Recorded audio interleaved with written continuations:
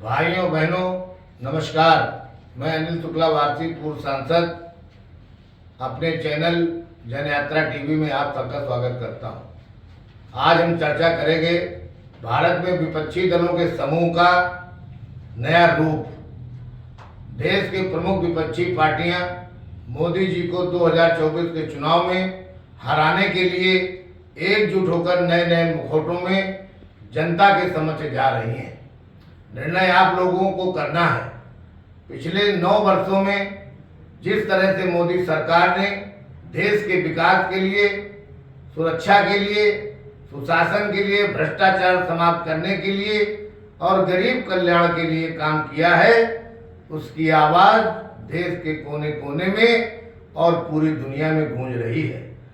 उससे विपक्षी दलों को अपनी जमीन खिसकती देखकर एकजुट होना स्वाभाविक है, क्योंकि कमजोर हमेशा एकजुट रहना चाहते हैं।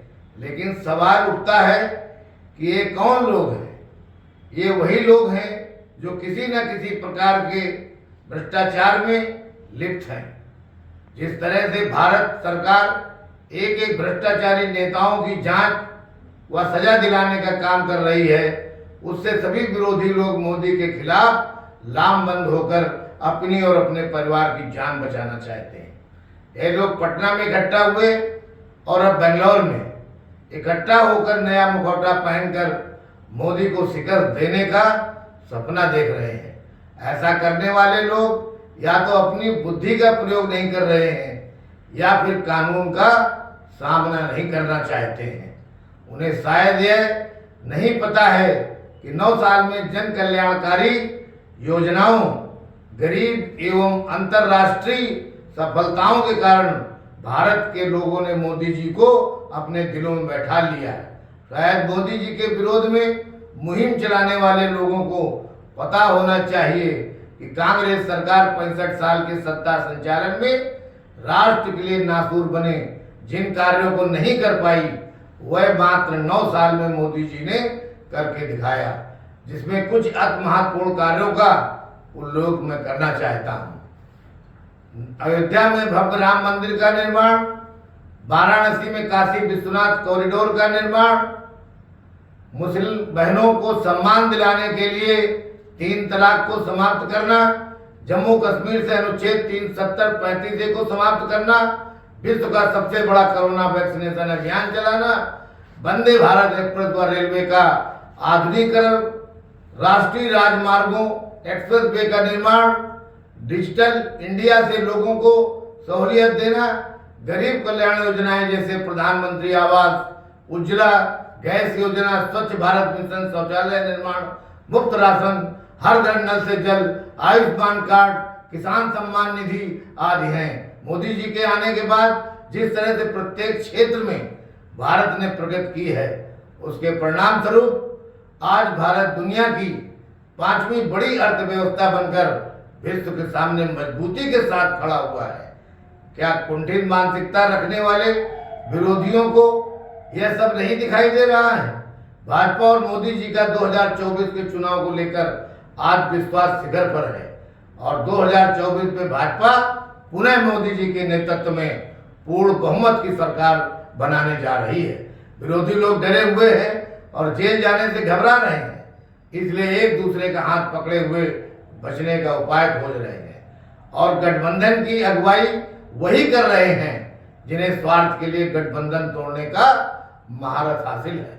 भारत का मतदाता अब पूर्ण रूप से राजनीतिक परिपक्व हो गया है और जाति, धर्म एवं क्षेत्र आदि के बंधन में न बटकर देश के विकास के लिए आगे बढ़ चुका है। अब विरोधी दल उन्हें गुमराह करके अपना उल्लू सीधा करने वाले नहीं हैं। इसलिए 2014 और 2019 के चुनाव में जहां हिंदू समाज ने एकजुट होकर मोदी जी के नेतृत्व में एक स्थिर सरकार बनाई, वहीं मुस्लिम भाइयों ने भी बड़ी संख्या में भाजपा को वोट किया था। विरोधी दलों के अंतर्द्वंद, विपरीत विचारधाराओं के कारण इनके सपने सच होते नहीं दिखाई दे रहे हैं। 1977 से लेकर 2014 तक का इतिहास रहा है कि विपक्षी एकता सफल नहीं हो पाई, क्योंकि यह एकता स्वार्थपूर्ण थी। देश की जनता ने 2014 और 19 में एक पार्टी को पूर्ण बहुमत देकर जो स्थिर सरकार बनाई, उसने विकास, सुशासन, स्थिरता, सुरक्षा और गरीब कल्याण का जो आजादी के बाद ऐतिहासिक कार्य किया, उसे आम जन विपरीत विचारधारा वाले लोगों के गठबंधन के बहकावे में आकर गंवाना नहीं चाहेंगे। यही नहीं, मोदी जी ने आगे के 25 साल का रोड मैप भी तैयार कर लिया है कि देश जब 2047 में आजादी के 100 साल पूरा करेगा, तब भारत एक विकसित राष्ट्र होगा। पूरी दुनिया की अर्थव्यवस्था कोविड-19 एवं रूस यूक्रेन युद्ध से चरमरा गई है, परंतु भारत की जीडीपी सबसे तेज गति से आगे बढ़ रही है। इस रफ्तार को देखकर अमेरिका की एजेंसियां यहां तक कह रही हैं कि भारत इसी प्रकार प्रगति करता रहा तो 2075 तक दुनिया की दूसरी सबसे बड़ी अर्थव्यवस्था बन जाएगा।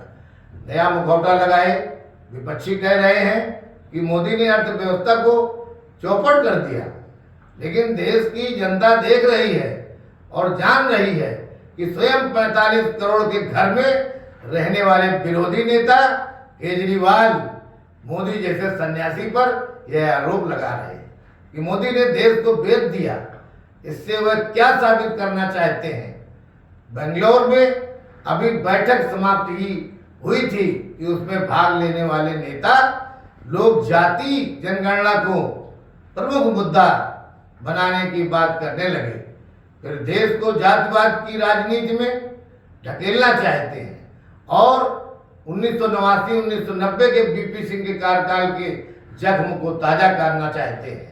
सत्ता की लोलुपता किस स्तर तक ले जा सकती है, यह एक नजीर है। देश के संविधान को कलंकित कर रही धारा 370 को हटाया गया, इसकी चर्चा कोई विरोधी नहीं करेगा। अयोध्या में राम मंदिर के निर्माण की चर्चा भी कोई विरोधी नहीं करेगा। देश के अंदर हो रहे चौमुखी विकास की चर्चा कोई विरोधी नहीं करेगा। बस एक ही चर्चा करते हैं कि मोदी हटाओ, क्योंकि इनकी परिवारवादी दुकानें बंद हो रही हैं। साथियों, भारत का इतिहास गवाह है कि जब जब परिवारवाद और राष्ट्रवाद में निर्णय लेने का समय आया, भारत की जनता ने राष्ट्रवाद को चुना है। आपको हमारा विचार पसंद आया हो तो आप हमारे चैनल को जनयात्रा को जरूर सब्सक्राइब करें। बहुत बहुत धन्यवाद। Thank you.